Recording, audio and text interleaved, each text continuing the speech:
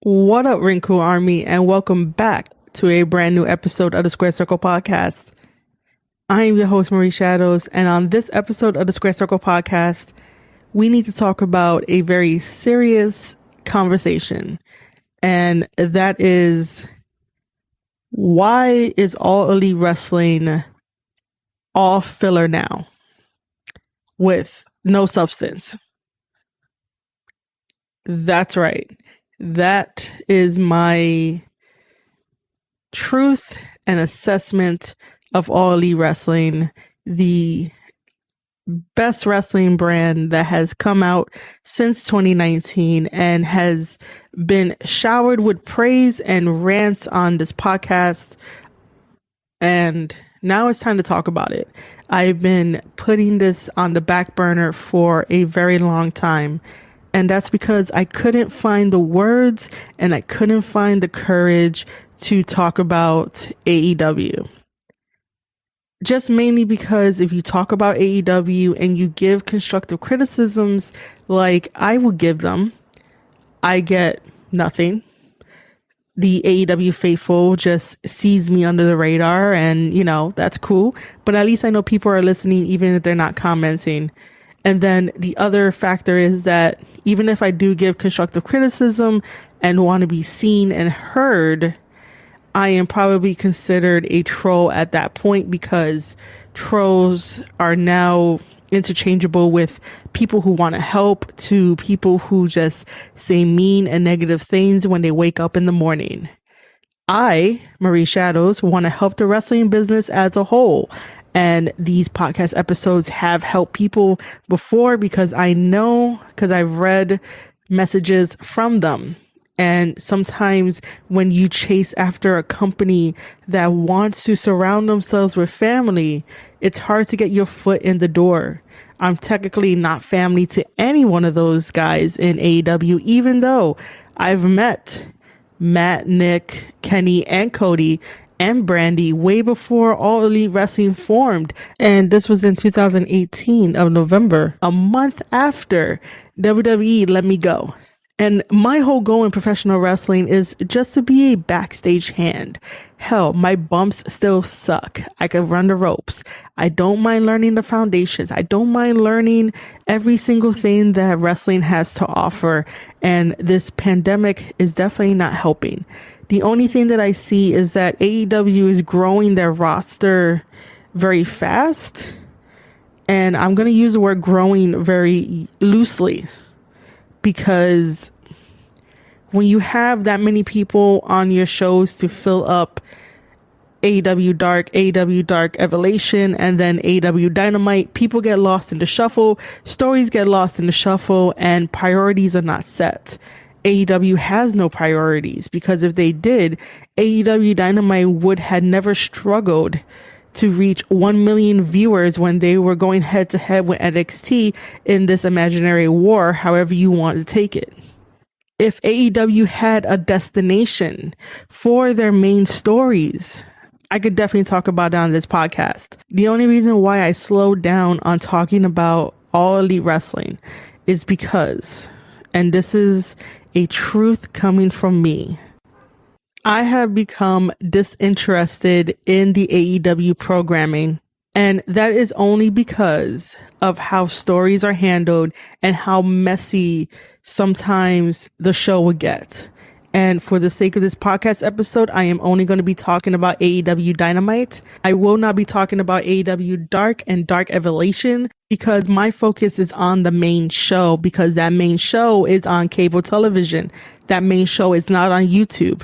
While there are a lot of people that do watch YouTube, you're not really attracting any new viewers because not everyone goes on YouTube to be like, oh my God, let me see the hottest wrestling there is. People have different interests and there's people all over the world that you guys can definitely get eyes on. But if you guys are not promoting your YouTube videos in ads, then you're not getting any new viewers. And I don't know why you guys are not doing that. You guys are not showing any type of commercial in ads. You guys are not spending the ad revenue that you guys should in order to get more eyes on the product when it comes to the YouTube state of AEW. So that way, maybe they could tune in on Wednesday nights on TNT to see it on cable. But, you know, the YouTube algorithm is very shady and is very weird. And if you know how to finely tune it, you guys would definitely get more eyes on it. People be talking about it more. And it wouldn't just feel like word of mouth when it comes to sharing YouTube stuff, because the wrestlers who are on the show, they do a wonderful and a very good job of promoting themselves, promoting the show, promoting their matches. AEW does it too, but the workhorses are the wrestlers that do it. And half of me is like, that's good, and then that's bad. That's good because the wrestlers can learn how to do their own marketing by themselves, but then again, a wrestler is not always the keen person and the nicest person on social media when they get a bunch of negative comments. So sometimes wrestlers don't know how to handle that type of situation very well sometimes. And then it's also bad too, because it's like, AEW still feels like it's indies. AEW does not feel like it's a national show. It does not feel like it's a powerhouse. And I'm not saying that to compete with WWE. I'm just saying that in the terms of having the wrestlers and also AEW to push out the cards and the matches so that way people on Twitter and Facebook and Instagram can remember, hey guys, don't forget Monday coming up, it's AEW Dark Evolution. Oh guys, don't forget Tuesday, it's AEW Dark. Like overall, if we really think about it, it's not a bad ploy to do. The only problem is that the wrestlers are spending so much time promoting their matches, showing people the match cards so that they could tune in on YouTube, of all places, that they don't have time to do videos themselves to keep themselves in the public eye. People on Twitter are more inclined to be like, oh my God, did you see this wrestler? He put up this video with this person. Or did you see this wrestler talking shit about this person? Like, sometimes wrestlers need to work on their wrestling game and not really too much on like promotion, because the company that's backing them should be doing the promotion for them. The wrestlers can do it, can learn. But most of the time, I would definitely have the wrestlers try to start some shit. So that way you could be hyped for the upcoming match and maybe don't feel as bad when you watch it, and knowing that the wrestlers that they've been picking up lately are going to get a squash match. And then it means nothing. Yeah, cool. You're giving them a paycheck during a pandemic and you're giving them exposure. But what wrestler wants to show a promoter on the indies that, hey, this is the match I had in AEW. I know I lost, but can I still get booked on your show? No wrestler wants to show a promoter that they lost on AEW or any place whatsoever. So I think that overall it does a disservice to all the wrestlers that they get and that they quote unquote sign and that they have around. I also think that wins and losses should not even be a thing for AEW Dark and AEW Dark Evolution, only because those feel like tryout matches. They feel like developmental because they had the women down there for a while and they're building up the women's division on AEW Dark and Evolution. And then whatever comes on AEW Dynamite feels like the afterthought. In a way, they put so much time and effort on Dark and Evolution that sometimes I'm just like, I forget how big the women's division is. And there's still not enough clicking between how deep and diverse the women's division on Dark and Dark Evolution is compared to what we see on Dynamite. And I get that Dynamite is a 2-hour show and they have a very limited spots for it. But something's going to have to happen in the future where the women can feel as good as Dark and Evolution, to see all those social media posts about here's a women's match here and here's a women's match there. And they've been doing a lot of tag team stuff in here and singles stuff there. tag team is just to be seen, just to get the in-ring time. But then again, YouTube is unlimited. You have unlimited power and resources to use YouTube to its full potential rather than cable television. So, I don't know. As much as the women's division for AEW has definitely improved, there's still something missing. There's still something there that it hasn't really clicked. We get really good matches between women who have really good chemistry. Don't get me wrong. But again, there's something that's missing and I'm not exactly sure what it is. All right, moving on from YouTube stuff and let's talk about AEW Dynamite. AEW Dynamite is a good show when it wants to be, when it has its priorities figured out. In the long run, I want them to succeed and be around for years to come. In the short term, I need them to step up their game and I need them to make sense of the stories that are happening. And I need some serious characters. Every character that comes out is either goofy or funny or lighthearted or just being overly obnoxious for no reason, no true reason. And overall, it's just, what am I really watching? I want to be entertained at the same time of falling in love with the characters and knowing the motivations and knowing that somebody really wants a championship and they're going to go for it and they're going to do everything in their power to get whatever championship they want, rather than these false matches that we get, these false chases that we get. Why do people have to go chase the Young Bucks and don't see a reward at the end of it? The first time that I got really disinterested is this whole messy story between the Young Bucks, Kenny, Good Brothers, this fake Bullet Club thing that they're trying to revive, but then they dropped it, and then the Young Bucks don't know they want to side with Kenny. They do side with Kenny, and then they don't side with Kenny, and then they finally decide to side with Kenny because they are loyal to Kenny. And I get it. I am a fan of Kenny Omega. I am a loyal Kenny Omega fan, but when things don't make sense, you're not going to keep my attention. When things don't make sense, you're not going to keep most fans' attention, and then they're still going to talk shit online, and you guys are still going to be petty and poke the bear. They're going to poke the bear right back, and no one wins in the end.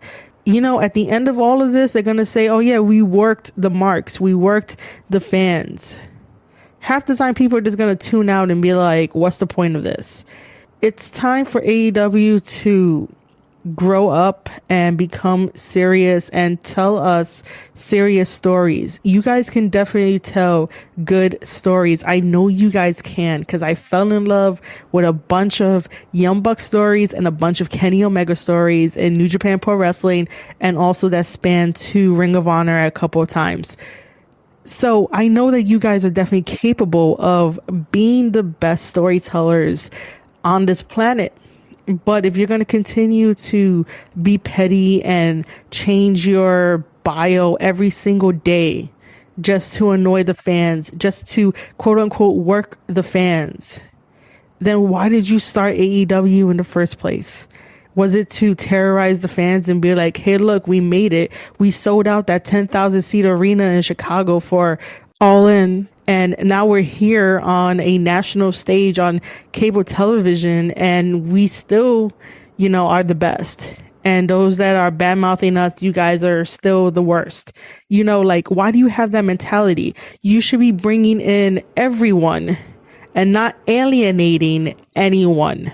I used to be a very huge advocate for everything All Elite Wrestling and also Being the Elite show on YouTube. And Being the Elite ties in with AEW because if you follow Being the Elite, there were stories that were being told on there, and it was just another avenue of elevating stories and, me breaking down stuff and watching something that I love. Now I realize that if there's no promotion between the two, if we're really not going to get back to the roots and we're going to be doing things in a messy way, it kind of hinders me from being that fan and talking to non-fans to be like, oh yeah, you have to watch all this. And I used to tell them, yeah, you have to watch all this and then you'll know that. But then later it just broke down into like, oh, let's just wing it.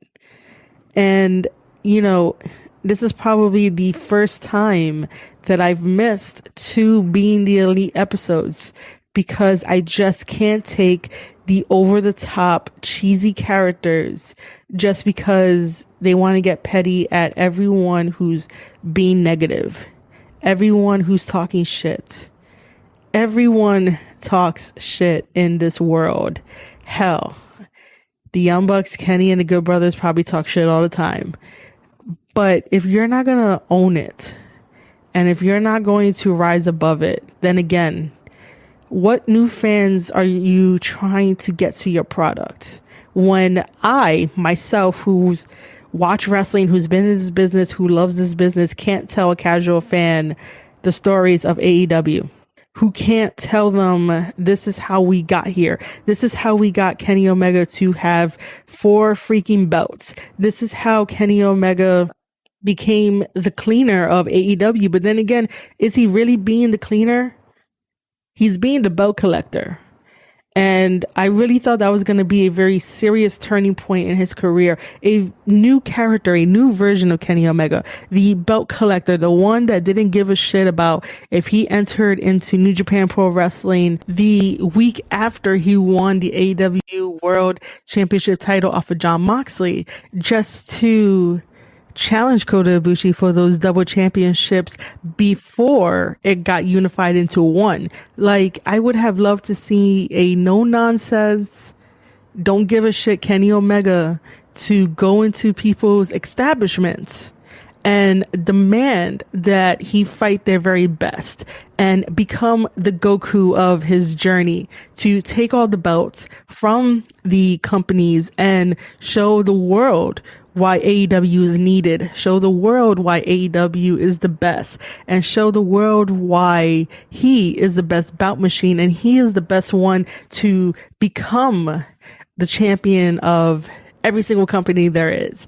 Like, go on a fucking rampage. If you are going to cheat the way that you did against Jon Moxley to get the championship title, well, then go 100%, go all in and just be the fucking bastard you were supposed to be as the belt collector. Man, storytelling, it writes itself. He could have been the Thanos of professional wrestling. He currently is getting back up there, but it's just not being as hard-hitting as it should be. If this is going to be Kenny Omega's last ride in his professional wrestling journey, because I know those nagging injuries are catching up to him, he might want to even do more stuff with AEW games. Why not go all in? Why not go 100% and be a true badass villain? And then we bring up and paint up Hangman Adam Page as the saving light of the wrestling world to dethrone Kenny Omega. Like, come on, I could write this for you. This is a very simple story of good versus evil. And it didn't need the creation of adding the Young Bucks to this story at all. The Young Bucks could have stayed where they at. But, we're here now. This is what we have to deal with. I just think that it was a wasted opportunity to build up Kenny Omega the way that Don Callis did, the way that Kenny Omega did, and all of a sudden just falls flat. Like, I don't know. January is like, yeah, we're going to go push hard for wrestling and be these amazing characters and be the right characters. And then all of a sudden, when they have too much responsibility that's not wrestling related, it falls off and it becomes lazy. It loses focus. But then again, when you don't have a destination in mind to get your viewers and your fans to that ultimate destination, then everyone loses focus.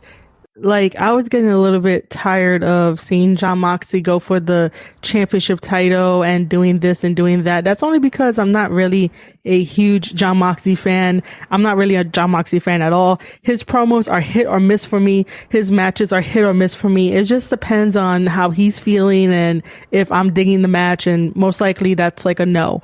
But the chances of him always going after Kenny for the championship title, and then they had to get the death match going, which was a very PG-13-esque death match. It wasn't that bad. And then finally they stopped, and then now we have Kenny doing the invasion with Impact Wrestling. And this is where a lot of opportunity is missed. So, as we all know, as soon as Kenny Omega won the AEW World Championship title on December 2nd, 2020, he showed up on Impact Wrestling. And that's a first. You know, we're in a day and age where the pandemic has definitely forced us to change the way that we book professional wrestling, the way that we think about professional wrestling and enjoy professional wrestling. So having Kenny Omega as the AEW champion to go over to Impact Wrestling was definitely unheard of. And that brought eyes to Impact Wrestling. Beautiful, right? Awesome. That was the start of a great relationship. And no, it wasn't, because again, they missed a lot of opportunities. The very big opportunity that they missed was as soon as a foreign challenger who carries another company's gold around their shoulder steps on your turf, there was no sense of urgency. There was no sense of, what are you doing here? You shouldn't be here. Even if Don Callis is an EVP of Impact Wrestling and has some stake and say in matters and all that kind of stuff, you as a wrestler who's been holding down Impact Wrestling for years, why would you allow someone who's unknown, someone to come in with someone else's title belt and walk around like they own the place?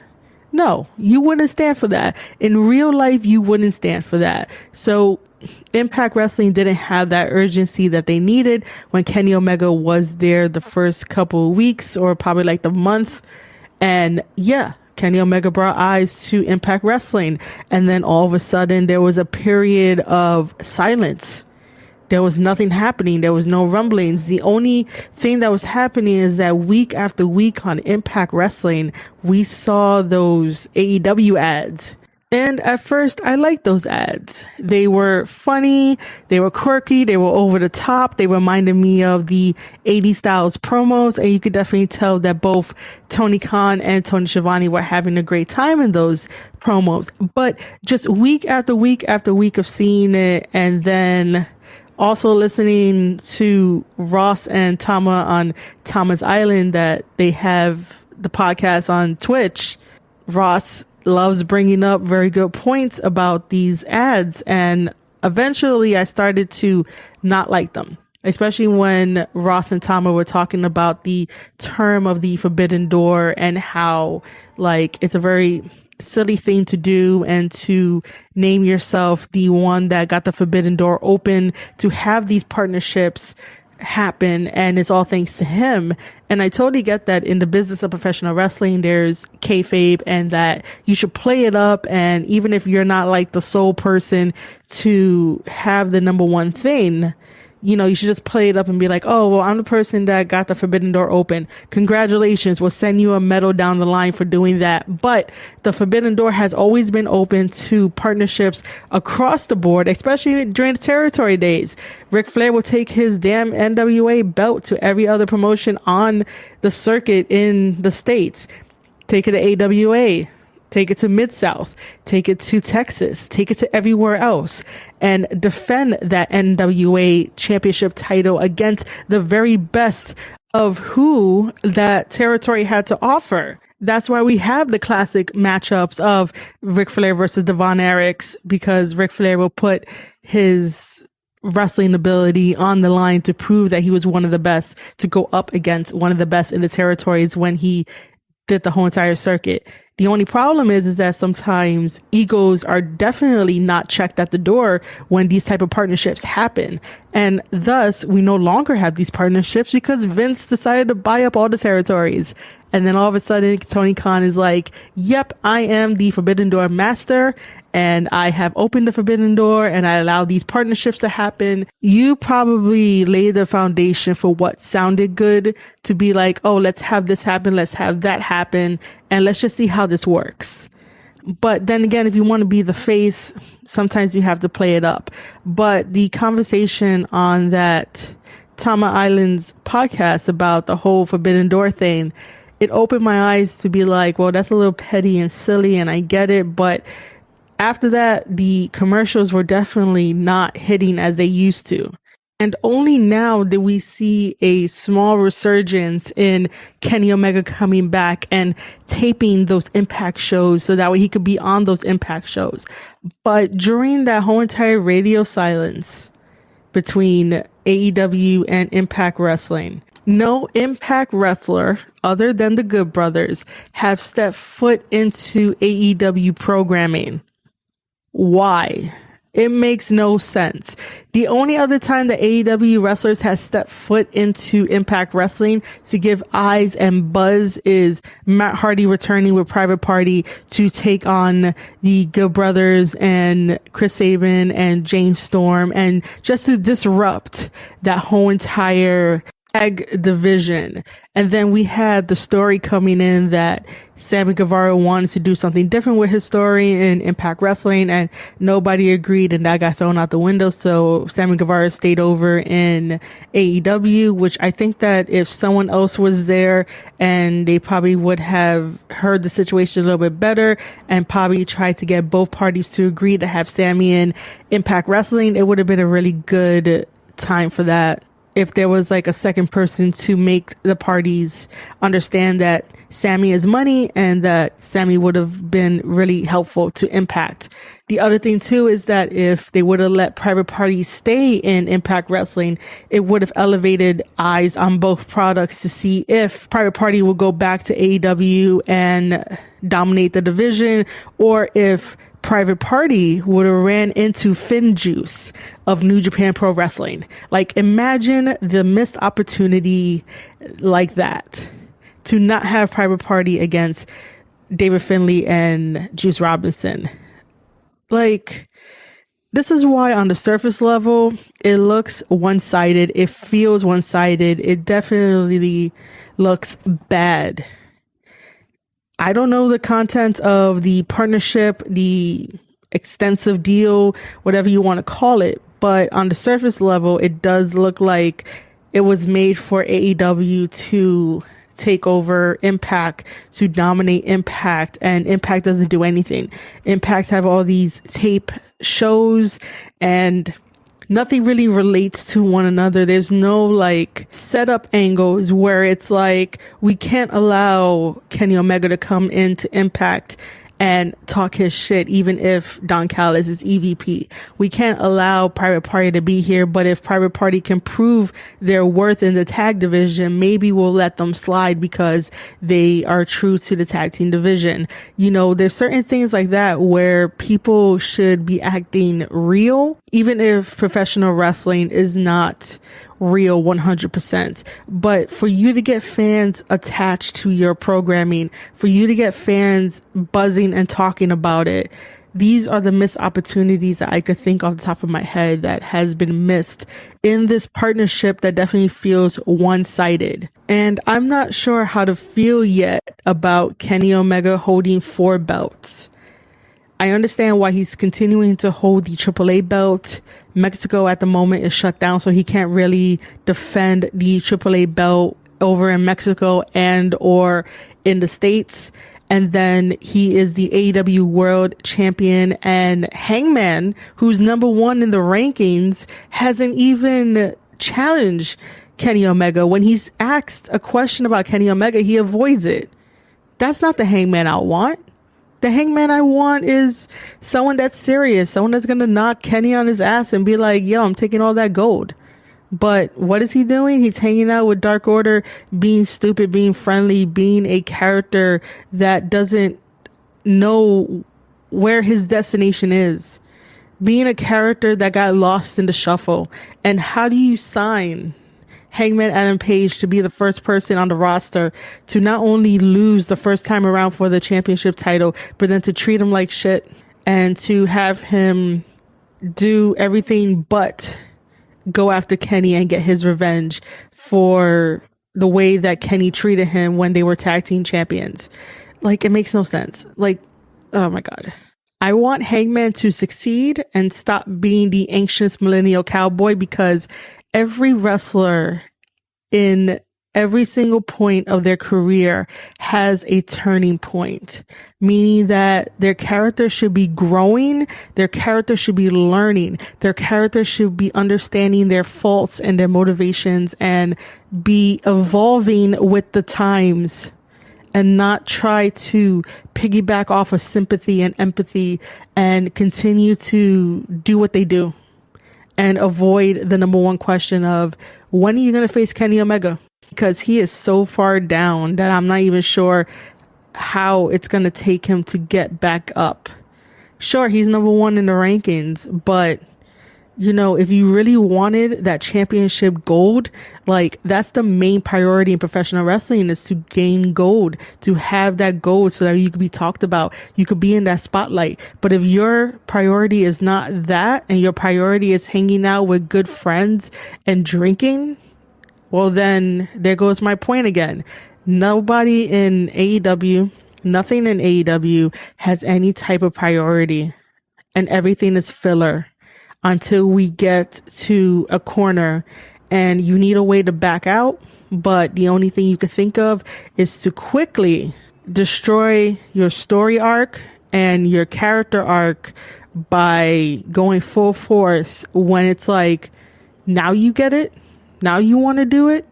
Because I've seen online that people want Kenny Omega versus Hangman Adam Page at Double or Nothing. And technically that would have worked. But guess what? Double or Nothing is May 25th. At the time of this recording, it is April 27, 2021. We do not have enough time to create a damn good story where it has all the good feels, all the emotional baggage, everything that you want between a Hangman Adam Page, a Kenny Omega, and a Young Bucks story. We don't have enough time, and everyone is playing around with messing with the fans, losing focus. There's no priority. Oh, we're just going to do fun stuff. Oh, we're just going to pick on the fans. Oh, you know, we're just going to continue to do obnoxious things. No one is being the voice of reason in AEW to be like, you guys need to stop, get back on track, and make Hangman Adam Page the star, because Hangman Adam Page is still a monumentous character in this whole story. If it wasn't for Kenny treating him the way that he did, we wouldn't be talking about Hangman Adam Page. You know, the Young Bucks are super loyal to Kenny Omega, but they're never going to turn on him. And Nick is never going to turn on Matt, which I'm waiting for the day that Nick does, because it will just be better. This is a little side note, but it will be best in the character's interest to have Nick turn on Matt so we can get that story going, because for years it's been Nick following Matt around like a puppy. And how better for your character to grow by attacking your own family, attacking it for the reasons that you want to be your own man, and that you can't side with Kenny Omega any longer because of the shit that Kenny Omega is doing. And I remember once before, someone on Twitter was like, the Young Bucks are the enablers for Kenny Omega to do the horrible shit that he's been doing, meaning that the way that he treated Hangman Adam Page. Kenny's wrestling philosophy has definitely been coming out in AEW, and this is why I think both him and Tanahashi back in New Japan Pro Wrestling would always butt heads. Obviously, both of them have two different ways of thinking of how professional wrestling works and how professional wrestling should be done. And you could definitely see that his philosophy is on full display here in AEW. But because the Young Bucks has sided with Kenny rather than trying to fix the relationship between themselves and Hangman Adam Page, and then that stupid little tidbit of Matt Hardy being the one that sent a text message, Wrong person. You don't insert a third party member that has not been there from the beginning to try to make sense of who sent the text message. Unless Don Callis had paid Matt Hardy to send it, then it could make sense, but they didn't add that tidbit. So it's stupid. And now that the Young Bucks are dressing how they are and being obnoxious of how they are, they totally forgot about that little information. And I know they were going to get back to it, but it's going to be a little too late to get back to that story. Like, it made no sense to have Matt Hardy there at all. Like, they're throwing Matt Hardy into all these segments because they don't know what to do with him. And I don't think Matt knows what to do with himself either, because fans are slowly returning back, and, you know, he may go back into being broken Matt Hardy. But at the time, I don't really think he has a direction. No one has a direction in AEW. That's going to be the whole point of this podcast episode. There's no direction, even with the Impact and AEW partnership. There's no direction. It really felt like a one-sided battle. And back to that partnership. So we have Kenny Omega taking home all the belts. He defeated Rich Swann, and like I said earlier, I don't know how to really feel about it, but there was no setup towards the end to really get the Impact pride going, because Impact, TNA have been through so much shit since they started. They almost got tanked as well, but, you know, there's a lot of history, there's a lot of pride to be a Impact wrestler, and there was no setup, there was nothing. Hell, Moose didn't even come down to be like, hey, this is not acceptable, I'll see you on Dynamite. And, you know, I would have Moose show up on Dynamite and just have him beat up everybody, try to get to Kenny Omega, and Kenny Omega is, you know, trying to hide and be like, this is not right, I just won these titles, you know, Moose shouldn't be after me. Moose is a big guy. Like, treat Moose like the big guy and the powerhouse that he is by trying to go after Kenny. Kenny is trying to cower because he's coming off of a really hellacious battle with Swann. So that makes it look like, you know, maybe Moose is next in line to grab those titles back and take it back home to Impact Wrestling. But did they do that? No. What we get treated to on AEW Dynamite is I Did It for the Rock segment, where it's Eddie Kingston and Jon Moxley in a monster truck, and they basically ram it into the trailer of the Elite and the Good Brothers. And I'm like, why are we going back in time to the Attitude Era when we should be making memories for 2021? I don't get it. This is why fans are upset. Fans want something new, something fresh. And yet we're time traveling. And yet we're having cartoony characters. If you wanted cartoony characters, maybe signing the WWE contract would have been a very good thing. Maybe. And I really care about AEW too much to not say my thoughts on it, and to hope that all this constructive criticism and all this truth, whether it's hard to accept or not, can, you know, find a way into the EVP's ears, and maybe some changes can definitely happen, because I've definitely seen some changes based on some of the episodes that I talk about New Japan, and that's happening on New Japan. So, you know, maybe it's time for AEW to actually listen to me and probably start changing some stuff in motion and not be a filler content show. But back to the matter at hand. So I'll have Moose do that. He's destroying everything backstage, and the only person that will save Kenny Omega will be Hangman Adam Page. Now, hear me out. The only reason why Hangman Adam Page will save Kenny Omega from the destruction of Moose is because Moose is on AEW's territory. Hangman Adam Page is a day one, and Hangman Adam Page will protect the company that he loves, whether or not Kenny Omega is champion, but he'll do it out of the respect and pride of being an all elite wrestler. So that makes sense, right? Like, foundation wise, story wise. And after a while, Moose will come around and Moose will be like, hey, Hangman, we have a common interest. We have a common enemy. I just want to take the Impact titles back to Impact Wrestling. I don't want to take all of them. So why not we team up together and take out Kenny Omega? Would you not be interested in seeing that? Like, I would be interested in seeing that, to see how well Moose and Hangman Adam Page would work to try to get those belts off of Kenny Omega. And then this would be the story layer that jumps off to have Kenny Omega versus Hangman Adam Page down the line, not at Double or Nothing, because it would be too short to really get a good feel for this match. So I truly believe that this partnership is one-sided, and there was a lot of missed opportunities, and I wish that starting now that Kenny Omega has the Impact World Championship title and the TNA Championship title, that the chase is going to feel real. The chase is going to feel emotional. The chase is going to feel like it is meant to be, and that fans are going to go along for the ride. The thing is that nobody, whether you're a fan of professional wrestling, a fan of baseball, a fan of basketball, a fan of hockey, football, whatever sport that you rep, whatever sport that you love, if you know that your team is always taking the losses, your brand is going to tank, and fans are not going to get behind or love that brand again, because they feel like at every turn and opportunity, they're always going to be squashed. And that's what's happening here with this partnership between AEW and Impact Wrestling. Impact fans who have been loyal since day one does not want to see their lovable brand end up always being defeated. And this translates over to AEW Dynamite, where the Good Brothers will always get the loss, I believe, something like that. But regardless, Impact fans don't want to see their favorite brand being tanked all the time. They want to see some wins. They want to see some breath of fresh air, some creativity.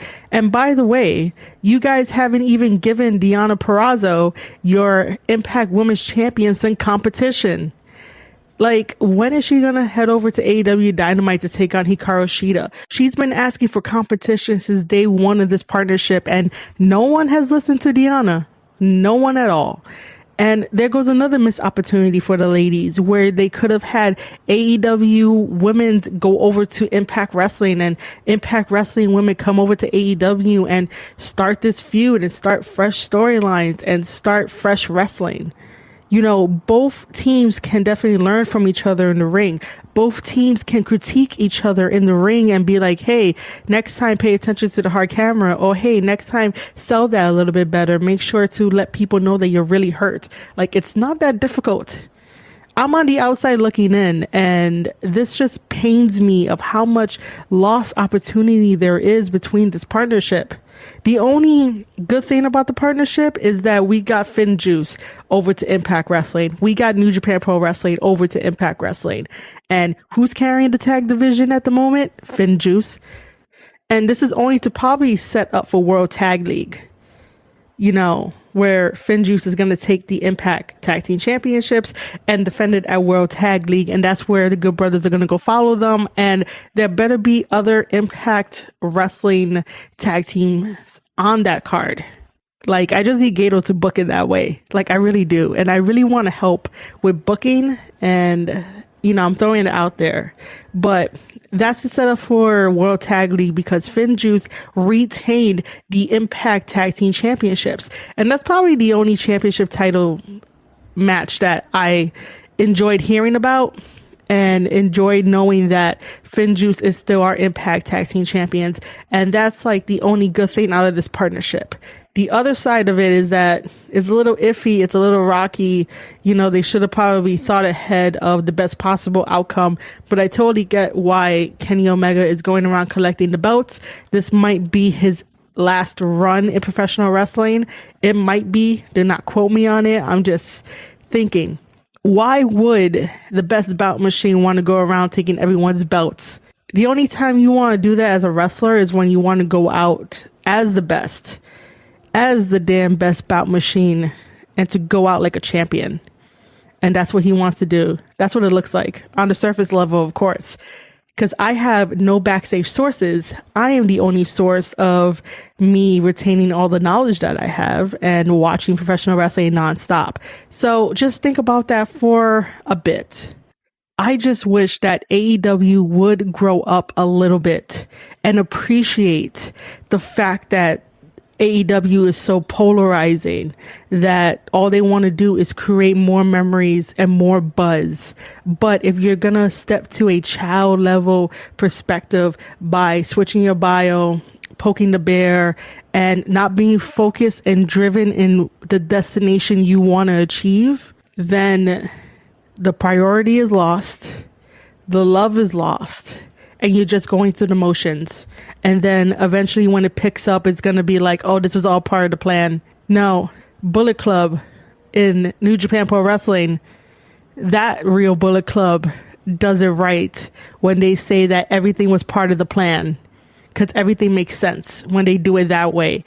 If AEW does come out and say that, oh, this was all part of the plan, nah, you guys just threw shit at the wall and see what stuck. I really hope that all of my honesty, all of my critiques, and all of my storytelling abilities in this podcast episode does not hinder me from eventually getting a job with AEW. I am not the person to be kissing ass to anybody in this business. WWE didn't like it when I didn't kiss their ass about, saying, yeah, the Young Bucks stole the Too Sweet sign. Dude, wrestlers be stealing wrestlers' moves all the time. Like, nothing is really sacred unless, like, you really ask your fellow wrestlers to be like, hey, I do this one move, don't steal it in the show or whatever. But other than that, like, when I was at WWE, I defended the Young Bucks. I defended professional wrestling. I even said that, watching Johnny Gargano versus Ciampa for the millionth time, where these guys are changing from babyface to face every single time, was getting boring and getting stupid. They didn't like it. They didn't like my opinions. And eventually I was let go. But, instead of trying to listen to the perspective of somebody, you rather just kick them to the curb and be like, oh no, you're a troll, and deem them a troll, which is very sad. This is why sometimes it's hard to network on Twitter and to be very genuine on Twitter when you want to interact with people who could potentially give you a job. And my whole thing is that I would love to work for AEW. It's just that AEW needs to prioritize, and I could definitely help them prioritize. In my previous podcast episodes, I explained that I would definitely take my notebook around, go to every single wrestler on their roster and ask them for 3 things: their strengths, their weaknesses, and their goals. And from there, we could jump off from story ideas, from angle ideas, and work on their weaknesses and put them in uncomfortable situations. So that way they can understand as a performer, the show still must go on. You're going to learn. This is how you're going to learn. This is how you're going to be great. And people are going to be talking about it, whether it's good, bad, or in between. I want to see everyone succeed in the wrestling business, including myself and including my fellow podcasters as well.